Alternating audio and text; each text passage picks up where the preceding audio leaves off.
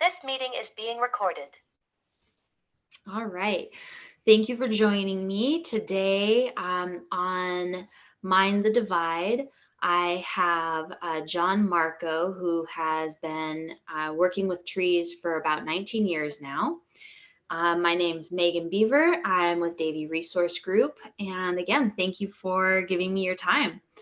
I had briefly talked to you previously about kind of things that you saw working in Ben Lomond, Scotts Valley, Santa Cruz, and some of your experience in those areas regarding biggest issues you may have come across or seen amongst trees that are in the more urban forest areas. Sure.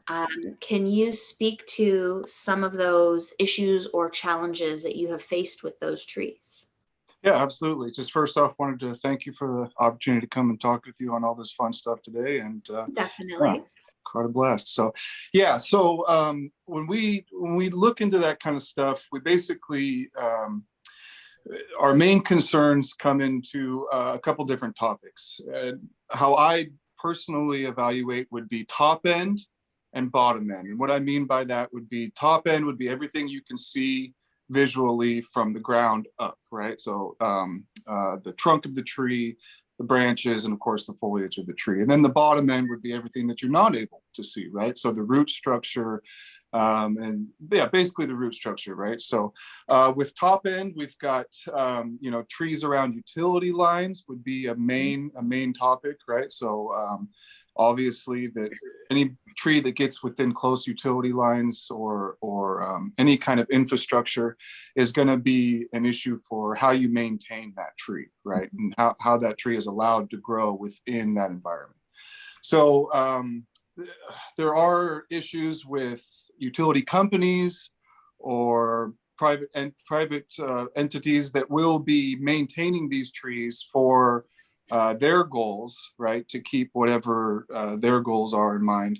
But sometimes, whether they do those maintenances themselves or hire subcontract out to other companies, they won't necessarily use what we would consider proper pruning techniques. They really just address the tree with their main goal in mind and only that main goal in mind, right? So you'll see things like what's called heading cuts and overuse of heading cuts, which would be basically tree topping. You'll see that a lot in parking lots with a process called pollarding. They'll basically take all of the tops off of a tree, cut it back as if it were a hedge, and let those sprout out, and just do that every few couple of years, right? You'll see, we basically have a rule in arboriculture, which would be a 25% pruning rule. A lot of times guys are going well beyond that 25% pruning rule, completely ignoring it or fudging it at best. So that's another issue that we see. And then the concept of smaller cuts do less damage than larger cuts can obviously be ignored. So guys will come in and instead of maybe doing a bunch of small cuts to create whatever their objective is, they'll just come in with one whacking cut, removing large sections of trees, maybe throwing a tree out of balance, or at the very least cutting off a substantial energy source, because we have to remember that foliage is how trees create their own food. So once you've removed a large section of a tree off, you've now completely messed with the balance of that tree's food source. So those are kind of some of the main things. And then the results of those would be, dieback, right? Or large wounds inviting an environment for decay. Pests. Yeah, entry points for disease. Yeah, absolutely. So we've got bacteria floating in the air at all times. We've figured that out through our own immune systems. We kind of breathe in bacteria and viruses and things, and we get infected. Well, trees the same way. So once you've opened up into that bark layer, once you've opened up a wound, you now have, it's a race between the trees. The tree starts to try and compartmentalize that wound to help protect it, create a new bark layer in a sense. And then there's the bacteria that's trying to infect that tree, right? So you get decay, viruses, infections, all of these things, pests that are now trying to go in through these wounds. So again, small wounds are always better and easier for the tree to maintain and correct than larger wounds. But that isn't always applied in these pruning or maintenance practices when you've got entities kind of coming in for utility lines. So that's kind of one of the main things that we see on the upper end. And then of course you have the bottom end, right? So a lot of times people don't even think about the root structure of trees, but it's actually the most, in my opinion, the most important for stability of a tree. So not only are you getting resources from soil, but you're also, and water, right? Water and Right. nutrients. Proper hydrology. Exactly. But you're also, stability is a big factor with that tree. So something may look completely healthy up top, but if you don't have a stable root structure, you're in pretty good water for trouble. So a lot of times what we will see is when new construction sites come in, there will be, maybe grinding or removal of root structure, which is usually more substantial than the tree can handle because the small roots are not really usually an issue for these sites. It's normally the big ones that folks are having problems with, whether it be a sidewalk they're putting in, a retainment wall, a new building, anything like that. Yeah. And then The rule compaction. of thumb, I think, is less than the diameter of your thumb can safely be cut if you make a clean cut. Exactly. And anything larger than that is essentially the equivalent of trying to cut off your arm and see how you do. Absolutely. Yeah. And that's without anesthesia or proper, medications. So, Right? So yeah, it's, and we have to remember when we're dealing with root structures, it's pruning.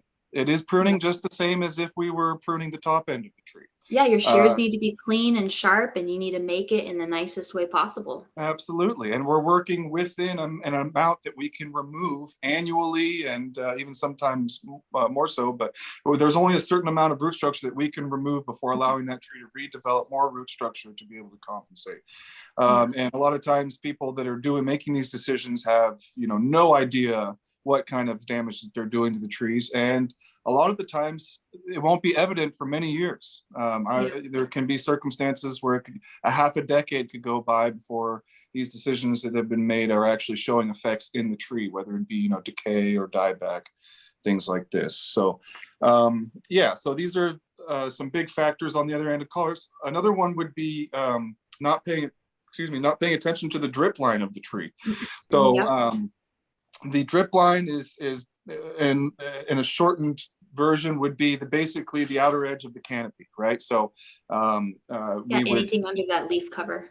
Exactly, right. And that is basically a zone where we try and request that no one really does anything to affect that zone at all. If you have to get within there, we ask that you do it diligently, but we try to stay away from that zone completely. And most times trees are complete, that is just not observed at all, right? We'll look at these large trees that are allotted a small square of soil to survive off of, and we've now put sidewalks, we've put asphalt, we've built retainment walls, we've done all of this, infrastructure around them, not observing that tree, for multiple reasons, needs that to be bare soil. One of which is compaction. So trees breathe through their roots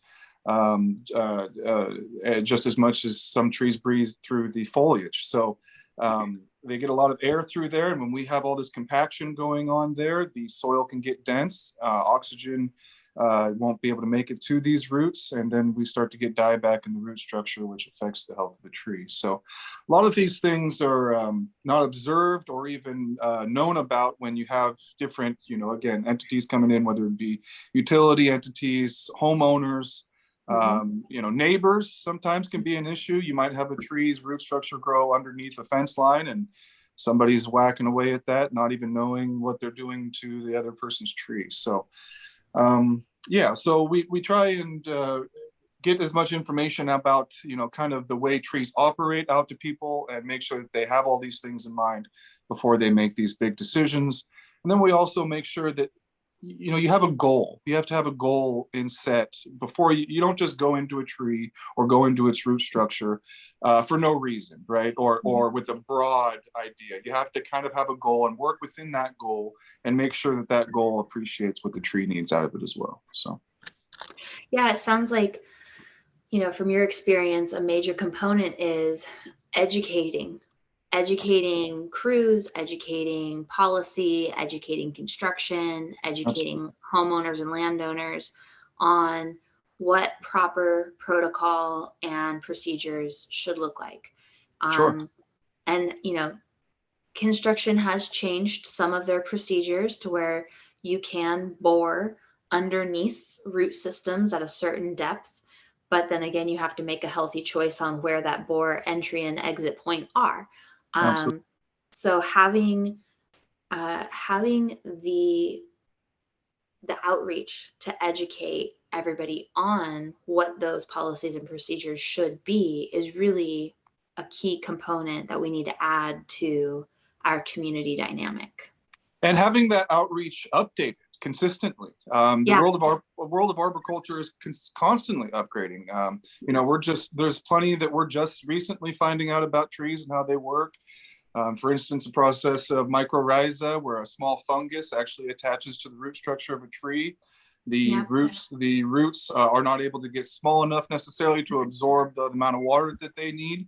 These fungus root structures are, so that it's kind of a symbiotic relationship where the mycorrhiza are able to produce more water for the tree. So we're constantly finding new things about trees and how they work. And so we need to be updating that information for everyone that's going to be working around trees so that we can make the best decisions to live in a kind of a symbiotic relationship ourselves with the trees in urban forests.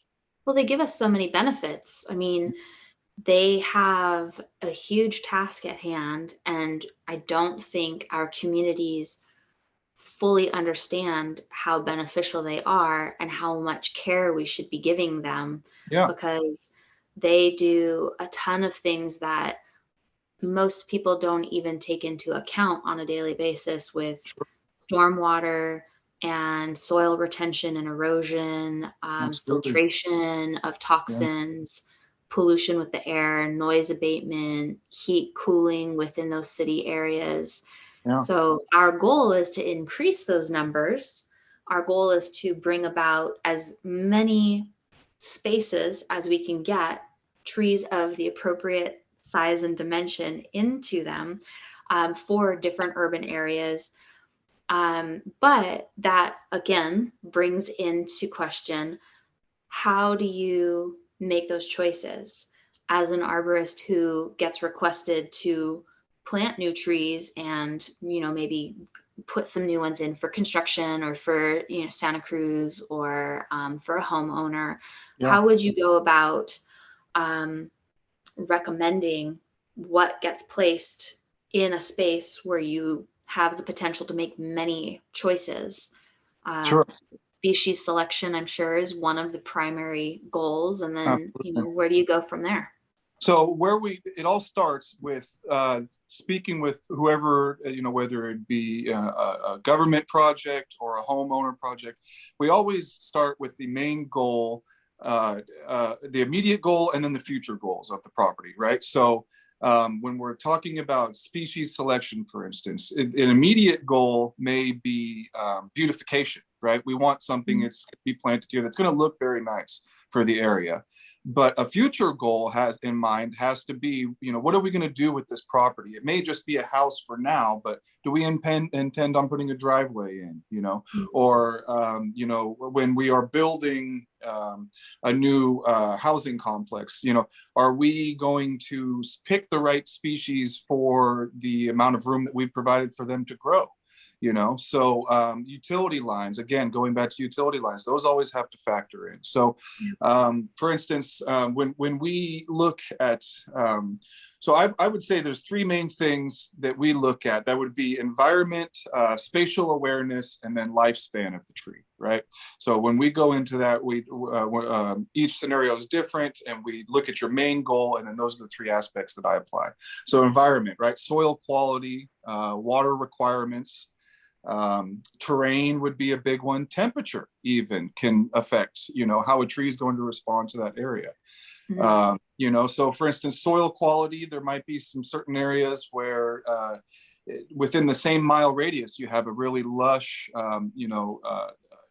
nutrient-rich soil, and then just maybe hundreds of feet away, you have a very sandy soil or even silty, right? So you have to be able to apply the right tree to those scenarios, because you may get, once that tree becomes more mature and needs certain requirements from its soil, you may not be putting it in the right spot for it to be able to thrive there. And then you're going to end up having issues. And that's when lifespan of tree comes in, right? So what is, we should always try and pick trees that are going to not necessarily, they have to fit they look cute, right, when we put them in, and they're nice and small. But once they become big, then we just have to whack them down or do some kind of crazy process. So that's not good future planning for tree planting if we just have to whack a tree down in its 15th or 20th year, So we always look at your immediate goals, but then try and always keep in mind that future is going to happen, future development's going to happen, ideas may change, and you need to always plan, and be aware of that. Spatial awareness. So we're looking at tree canopy size, right? How big is the canopy of this tree going to grow? The tree root size are the root structures going to start affecting my foundation if it's too close to the house? Is it going to start to rip up a driveway? Am I going to eventually put something in here that's going to affect the roots itself? So it's kind of, again, it's a symbiotic relationship that we need to adapt to. And then foliage is another one. I find people don't quite think of this as much, but foliage droppings in a high traffic area. So these can be fruit and all the stuff people step on. You got it. Yeah. So what is this tree going to produce in its area that may affect our impede on our personal lifestyles? Because what we have to remember that as people, we're always going to base our decisions on what suit us best, right? So am I going to plant a tree here that's going to drop a lot of foliage, and because someone is upset with that, they're going to make drastic decisions like cut large portions off of the tree, or again, even remove a tree, right? Once it becomes maybe just a couple of decades old and starts to produce much more foliage than it did when it was very youthful. So we always have to, remember that when we're looking at planting and making these decisions, it's not just about our immediate desires, but also, future decisions that may be made down the road. So making sure the people who are picking that tree know what they're picking, know what they're talking about, know its full size, know what that tree is going to look like in 10 years. Absolutely. And are not just getting something that fits in the budget or was available at the nursery. Absolutely. Making conscious choices is essential. One thing you haven't mentioned is something that is definitely in your area. It's been less of an issue because there's more moisture content, but 2020 was the perfect example of fire really taking a hold of the area and burning just so many acres and really getting into more wooey and urban areas that had previously not been burned for, years and years and years. And something that we are now having to take into consideration is this tree fire rated? How does it burn? How does it affect with embers? How does it behave when something next to it is burning? Is it going to quickly catch? Does it have a lot of duff on the ground and a lot of litter like a eucalyptus that if it's not properly managed, that's a problem? There's areas that pay residents to remove and replace things like Italian cypress and junipers because they are matchsticks. Dense foliage, sap-ridden, lots of pitch. Exactly. So picking things that I think that is touching on what you mentioned of continuing to educate yourself, continuing to stay in the know on what we're learning about trees. How do they handle this climate change that's coming at us? You said picking species based on temperature. We need to plan on picking species from now on for a temperature that's possibly 5 degrees warmer, because Exactly. that's where we're headed. And there's really no great way for us to change that. So now we need to prepare for that.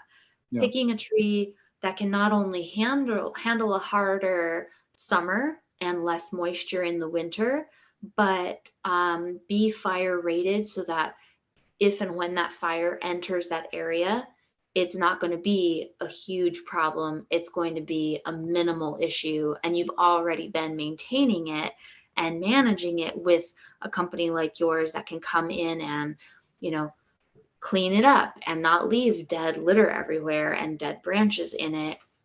Really doing your part to take care of what you have in your town or your city or on your home's property. But that makes me, I wonder if you did any work when the 2020 fires came through on the Santa Cruz Mountains for the lightning complex fires. Did you happen to do any work on residents beforehand and then afterwards revisit those same residents where maybe you got to see something that really touches on how to take care of your home's trees, not remove them, because people have been thinking, well, I have to take it out because it's a fire hazard. Well, your home is a fire hazard too.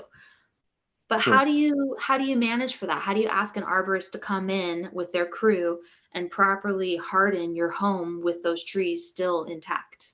Absolutely. Yeah, no, and I'm glad you brought up that point, because we have actually seen, and even the same neighborhood, right? Properties that we maintained, and then there's always that neighbor that doesn't want to cut a single thing. And now that house is gone, right? And maybe not just that house, maybe a whole neighborhood because of these houses. And the CZU fire, it was a bit of a strange one. It was sometimes would take out whole swaths of territory, whole neighborhoods. Sometimes it would just reach in and pick out one house, and obviously with the help of the local fire departments, they're doing their great part. But it was a bit strange one. I've kind of attributed that to the redwood trees being a little bit more, fire resilient with the fire retardant bark and all of that. But anyhow, when we look at properties for fire evaluation, we look at three main things. We go way more into depth, but three main things. So it would be clearing the lower, what we would call ladder fuel. And I usually designate that between, it would be about 15 feet and lower. So this doesn't mean go in and clear out everything that's small, but because you still have wind throw you have to take into consideration. Absolutely. But forests will grow quite densely, especially after maybe a clear cut situation. In a natural forest, maybe one tree would fall down and other trees would try and fill in that void. But in these developed forest situations, you've got a lot of small trees all trying to fill one gap. And so what you need to do is come through and pick specific standardized trees, maybe healthier ones or ones that are going to be less prevalent to fire exposure and things like this, and then get rid of a lot of the other ones, because we call it ladder fuel because it helps the fire jump from the grass level up into the canopy of all the other trees, and from the canopy it's able to hop over into a whole other sections of the forest and things like this. Sure. Or if you have a really hard leaner. Absolutely. Yeah. So number one, we start with ladder fuel, right? The smaller stuff, again, kind of 15 feet and below. That's kind of just a rule of thumb. It's not to be, hard concrete and stone, but it gives us a good, an idea to start out with. This is a main idea, but then work with some trees that maybe the homeowner or construction coordinator prefers, right? To stay, right? This is a no-touch tree. Okay, well, let's work with some of the other ones around it. Maybe we could lose those. And again, within that rule, you have to consider that some things, like for instance, the silver manzanita, that's a highly flammable but an extinct species. Endangered species. So these things have to be you can't just go in and clear cut every single thing. And that worked to your idea of a bit of paranoia. Some folks, they see a fire, next thing you know, they cut every single thing out of their yard that could burn. Clear cutting is not the solution, folks. Exactly. Yeah. So again, there's both ends of the spectrum, and you have to meet in the middle, and that also comes with education, right? So that's why we stress the education, and not only working with arborists like myself, but again, working with nurseries. that works for planting, and they're great resources for information for finding out all of the things from, you know, how a tree can handle your specific climate to, you know, fire resistance and future things, like you say, for climate change and stuff. So, but secondly, we clear away from, as you say, buildings and structures are fire hazards in themselves, right? So rule of thumb again would be kind of a 30 feet window away from buildings. That would again be mostly smaller ladder fuel trees. We like to get those away from the structures, but there's always going to be trees that are within that 30-foot radius that can't be removed, right? You don't want to take out a nice big majestic oak tree because it's within 30 feet. So but what we like to do, you don't add anything to that area. You don't put a new one in. That would go in with your planning, right? So with your planning, you don't want to be planting anything within that radius. But say you've bought a home and now it has all of these trees, or bought a property, or you're developing a property that's already got trees on it, that you don't want to, you have to work within that environment. So we also, we try and work within a small window, which is about 15 to 20 feet clearance. So, and that's if the tree is able to take it. Again, if say we have an oak tree that reaches over a house, we don't want to put a big whack in that oak tree, but we can maybe thin the foliage up above there so that it isn't as much of a chance for these things to catch. And so again, that's kind of a rule of thumb, but it's not set in stone. We work with, because all trees are different, all properties are different. Terrain is a big issue. We try and focus that in. If you live at the top of a hill and you have things below you, you need to take much more consideration into kind of removing a wider swath of things that are below you, because fire obviously moves uphill much quicker. And then thirdly, we thin the forest around the property. So instead of, again, clear cutting or you know, taking out large swaths of trees, we just kind of thin the forest. We've already done the ladder fuel. We've taken out the smaller trees, also kind of cleaned the bigger trees up to that 15-foot marker. But we thin the forest. So anything that may be dead, dying, diseased, if it's a tree that it isn't going to make it, it had another tree hit it and put a big wound in it, now it's got some disease going on, stuff like that, those would be our first culprits for removal, so that we can now thin the forest and let the other trees that are more substantial survive and thrive. So those are three main kind of things that we look at for fire hazard prevention. Not going to guarantee that anything survives, you know, but we do the best we can to be good stewards to our land. Right. Yeah. When we're assessing, we call it shaded fuel breaks when you're dealing with the fire component side of things and less of the arborist side of things.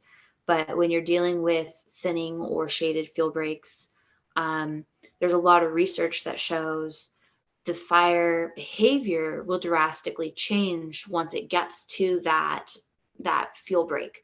And it will sometimes drop out of the canopy. Sometimes it will cease altogether. Sometimes it will be of a temperature and a magnitude that is much more controllable. So it's, you know, it's a great thing to have on your property, especially a larger property or a property that's more wooded, something that's on the outskirts of town in that wildland area or the interface area. That's fantastic. I like that a lot. You guys sound like you're doing some really good work with that. We're trying. We're doing the best we can. And I'd like you mentioned real quick, if I could, that there are going to be differences in how you maintain a rural area versus how you maintain what would be more considered an urban forest, right? Down into the cities and stuff like that. So what I was speaking was more into a dense forest area, but there are different parameters within a city that you won't have to quite worry as much, but there's still a density problem that can happen. And that typically comes from folks that are overplanting themselves. So they go down to a nursery, they buy all these little trees, they really love how they look. They plant them all really close together because they're small and it looks like there's enough space, but then once those trees become large, they're now cross canopy and just kind of asking for fire issues. So yeah.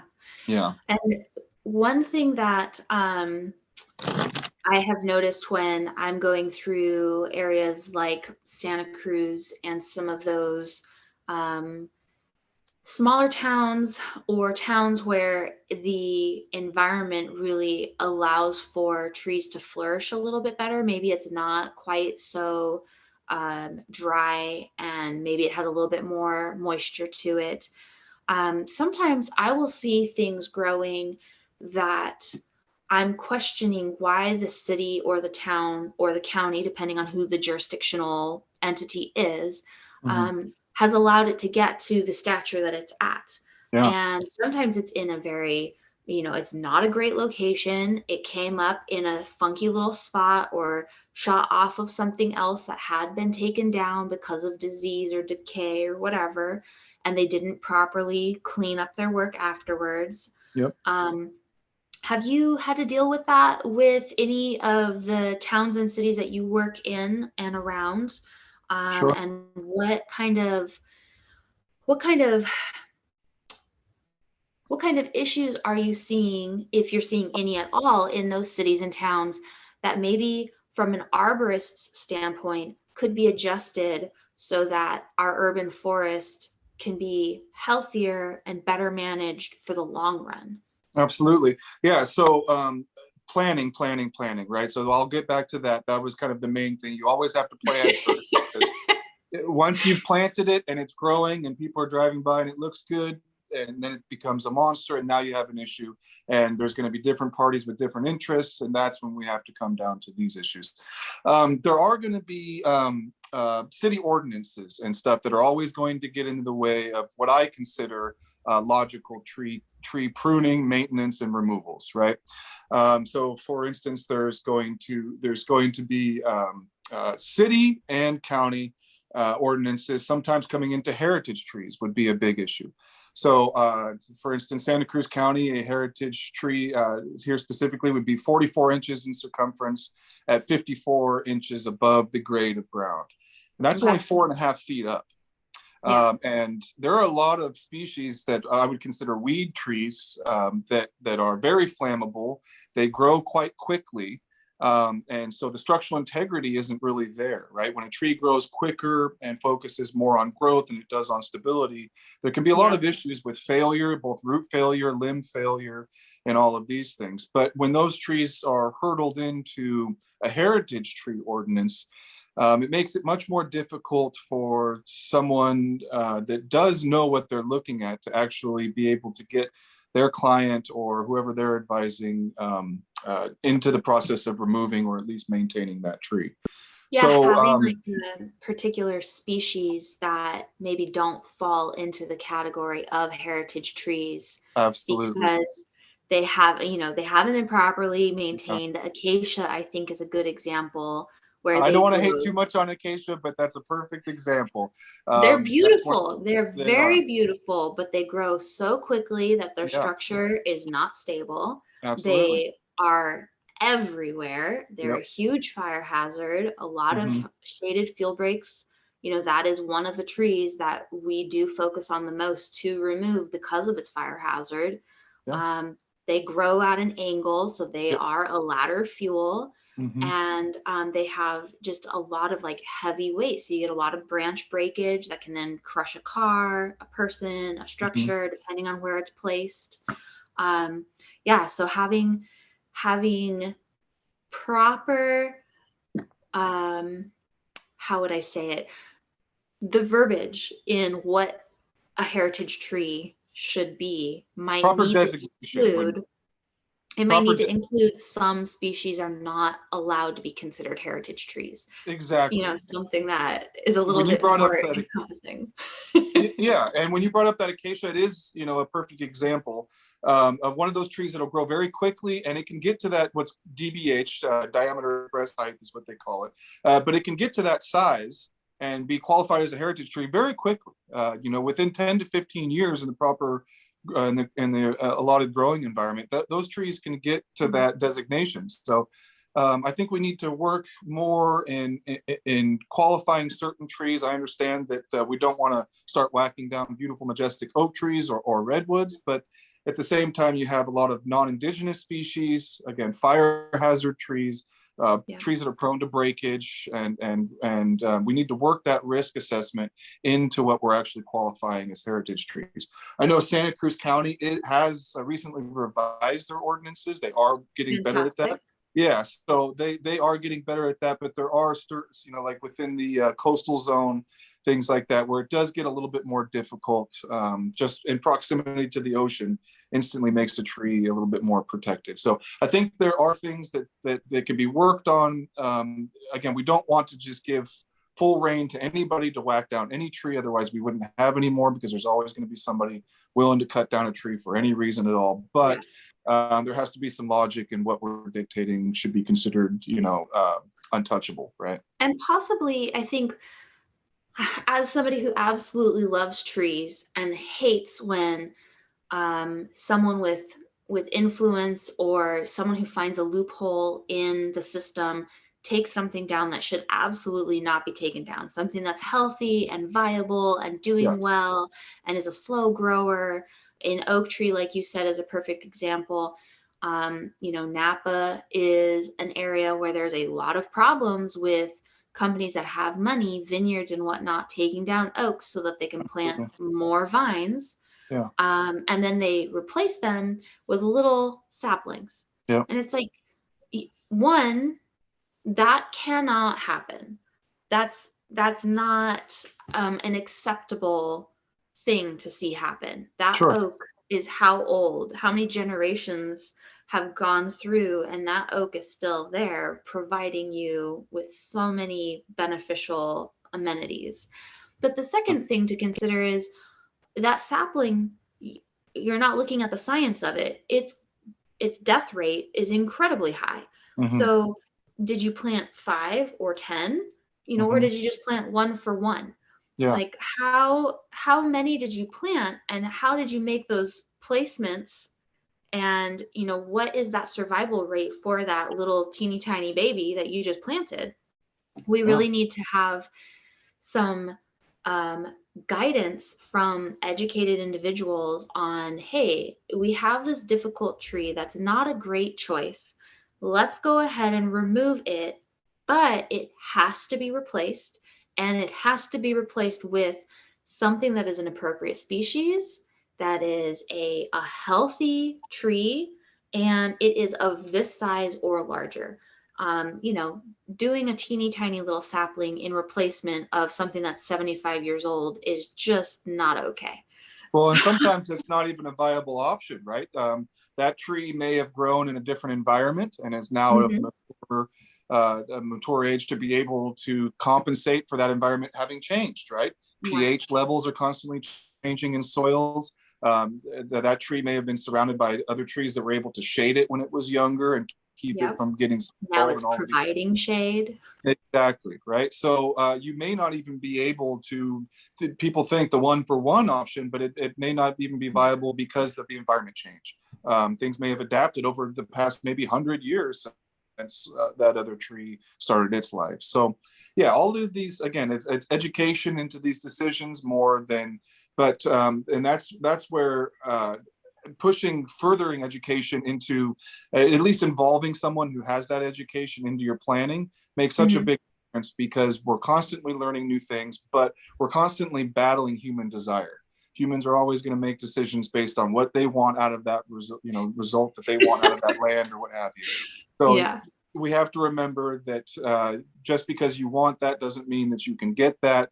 And if you do end up getting your way anyways, what are we going to do to remedy the decision that you made and the consequences that we're going to end up dealing with? So yeah, definitely.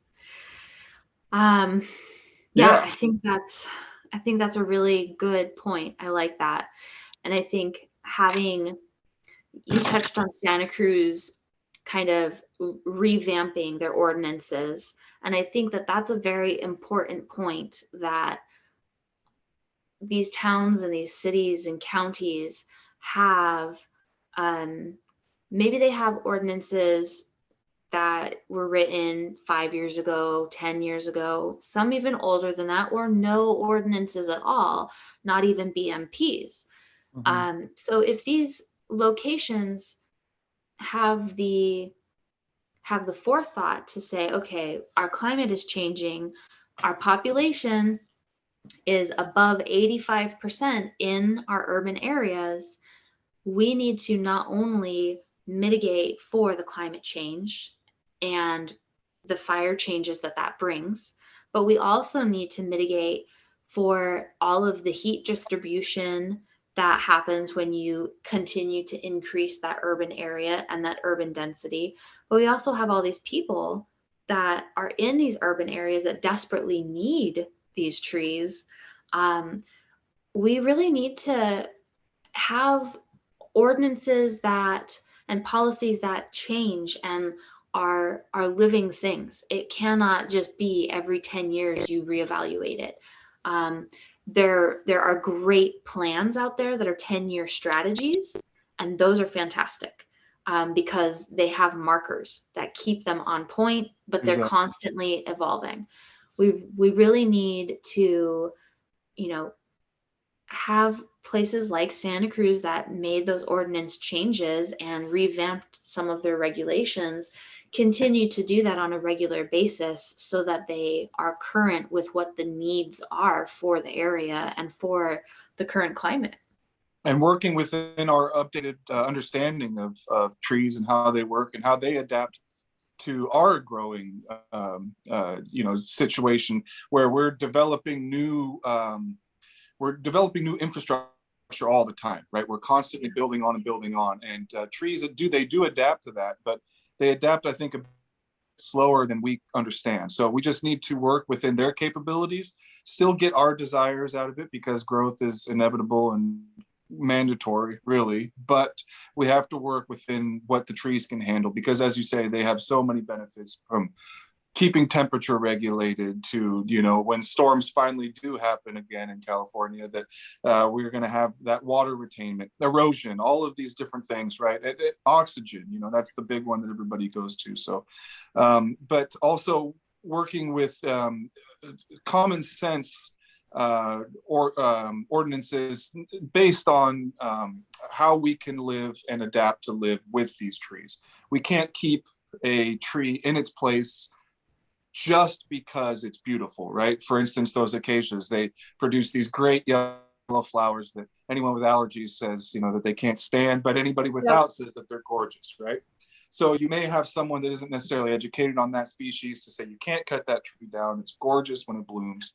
It's flowering and I love it. And that might be a reason for keeping a tree there when all these other factors aren't ever applied. So, and I think not just to kind of put on a upper note, something that we can do right now to help us maintain these things is work within technology. So technology is constantly adapting and constantly making our job as arborists easier and really in the entire world. And one of those things is GIS, right? So it's geographic information systems. And in short, that's basically Google Maps, right? Everybody's used Google Maps or Yelp Maps or anything where you type in restaurant, it'll give you a map and it will give you all of the different restaurants you're looking for. Well, there's companies that are out there. I'm not trying to plug any specific company, but there are companies that can be used within these entities that actually use longitude and latitude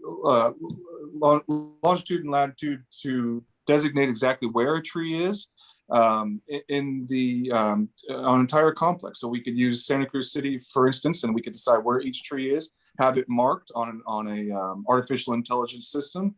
In a map, there can be details put in like how the tree's been maintained or some needs that it needs for the future and, kind of to keep an eye on things and stuff like that. So if we use these technologies to our benefit, we can actually easier maintain our urban forest and not have to, because resources are very limited. You can only send so many people out to evaluate so many trees.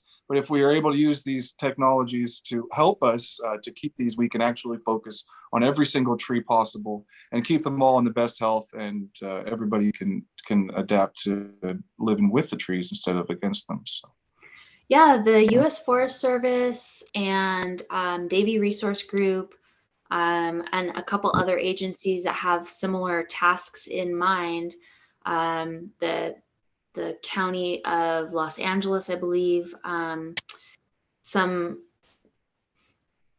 they have groups of individuals that go out with iTree and they map all of the species and, what is its DBH, what is its health and vigor. Where is it growing? Is it growing in a meridian, on a sidewalk, on a front yard? So that that town really knows this is what we have. This is our inventory. How much canopy cover do we have?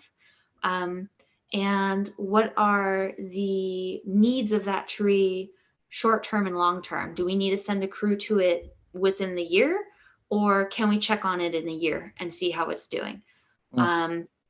And those things are great when you have like a storm that comes through and you need a catalog, like, okay, this one had a branch break and this one got completely destroyed and we need to clean up some of these trees throughout the city. But those are also fantastic for really looking at, where are you missing trees? Yep. Where do you need more trees? Yeah. Because the heat that bounces off of these urban areas, the blacktops, the concrete, the roofs, driveways, that is just something that nobody predicted.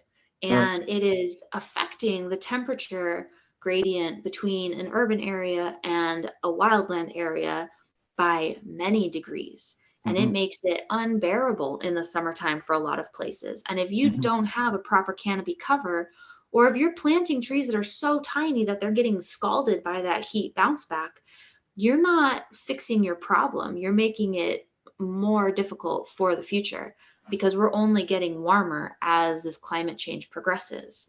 So having individuals who can come in like yourself and help guide healthy choices on, we need at minimum this size tree to be able to deal with that heat bounce back, and we need to give it some kind of ground cover to help manage that moisture content. And we have an entire neighborhood that has, 4 trees or something ridiculous, like I've seen when I've done my surveying.